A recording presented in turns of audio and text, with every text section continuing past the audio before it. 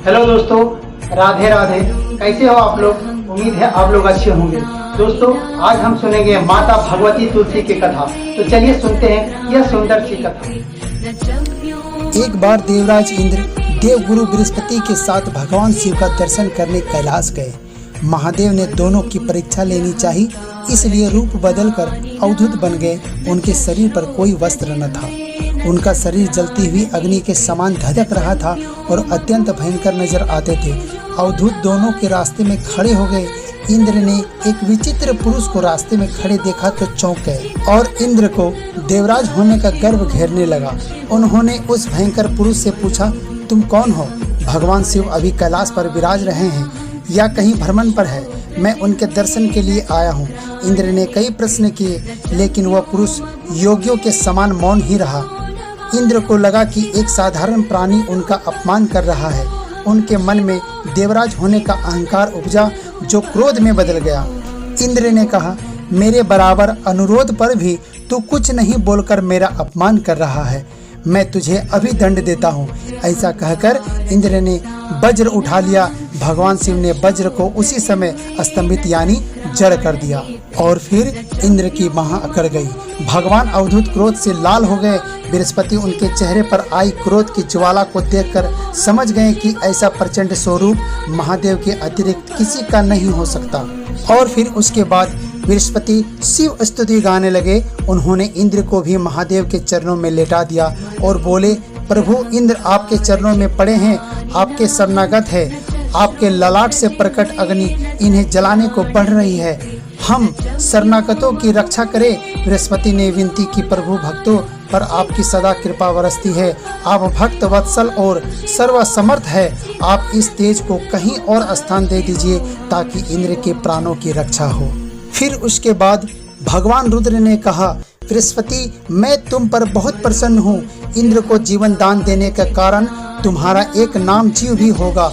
मेरे तीसरे नेत्र से प्रकट इस अग्नि का ताप देवता सहन नहीं कर सकते, इसलिए मैं इसको बहुत दूर छोड़ूंगा। महादेव ने उस तेज को हाथ में धारण कर समुद्र में फेंक दिया। वहां फेंके जाते ही भगवान शिव का वह तेज तत्काल एक बालक के रूप में परिवर्तित हो गया। सिंधु के उद्भव होने के कारण उसका नाम सिंधु पुत्र जलंधर प्रसिद्ध हुआ। जलंधर जिसका नाम शंखचूड़ भी हुआ, शिव के तेज से उत्पन्न हुआ था। इस कारण परम शक्तियों से संपन्न था। वह देवों से भी ज्यादा शक्तिवान था। वह उस तेज से पैदा हुआ था जो इंद्र को समाप्त करने वाला था। इसलिए असुरों ने उसे अपना राजा बनाया। अवधूत रूप में यह लीला करने के बाद महादेव अंतर्धान हो गए। इंद्र के गर्व का भंजन भी हुआ, भगवान के दर्शन भी हो गए। तुलसी से जुड़ी एक कथा बहुत प्रचलित है। श्रीमद् देवी भागवत पुराण में इनके अवतरण की दिव्य लीला कथा भी बनाई गई है। एक बार शिव ने अपने तेज को समुद्र में फेंक दिया था। उससे एक महातेजस्वी बालक ने जन्म लिया। यह बालक आगे चलकर जालंधर के नाम से पराक्रमी दैत्य राजा बना।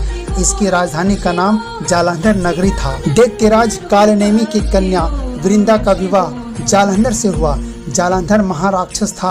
अपनी सत्ता के मद में चूर उसने माता लक्ष्मी को पाने की कामना से युद्ध किया, परंतु समुद्र से ही उत्पन्न होने के कारण माता लक्ष्मी ने उसे अपने भाई के रूप में स्वीकार किया। वहां से पराजित होकर वह देवी पार्वती को पाने की लालसा से कैलाश पर्वत पर गए और फिर भगवान देवाधिदेव शिव का ही रूप धरकर माता पार्वती के समीप गया, परंतु मां ने अपने योग बल से उसे तुरंत पहचान लिया तथा वहां से अंतर्धान हो गई। और फिर देवी पार्वती ने क्रुद्ध होकर सारा वृत्तांत भगवान विष्णु को सुनाया। जालंधर की पत्नी वृंदा अत्यंत पतिव्रता स्त्री थी। उसी के पतिव्रत धर्म की शक्ति से जालंधर ना तो मारा जाता था और ना ही पराजित होता था। इसलिए जालंधर का नाश करने के लिए वृंदा की पतिव्रत धर्म को भंग करना बहुत जरूरी था। इसी कारण भगवान विष्णु ऋषि का वेश धारण कर वन में जा पहुँचे, जहाँ वृंदा अकेली भ्रमण कर रही थी। भगवान के साथ दो मायावी राक्षस भी थे, जिन्हें देखकर वृंदा भयभीत हो गई। ऋषि ने वृंदा के सामने पल में दोनों को भस्म कर दिया। उनकी शक्ति देखकर वृंदा ने कैलाश पर्वत पर महादेव के साथ युद्ध कर रहे अपने पति का जालंधर के बारे में पूछा। फिर ऋषि ने अपने माया जाल से दो बानर प्रकट किए। एक वानर के हाथ में जालंधर का सिर था तथा दूसरे के हाथ में धड़। अपने पति की यह दशा देखकर वृंदा मूर्छित होकर गिर पड़ी।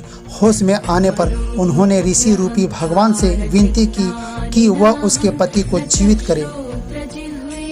फिर भगवान ने अपनी माया से पुनः जालंधर का सिर धड़ से जोड़ दिया, परंतु स्वयं भी वह उसी शरीर में प्रवेश कर गए। वृंदा को इस छल का जरा आभास न हुआ।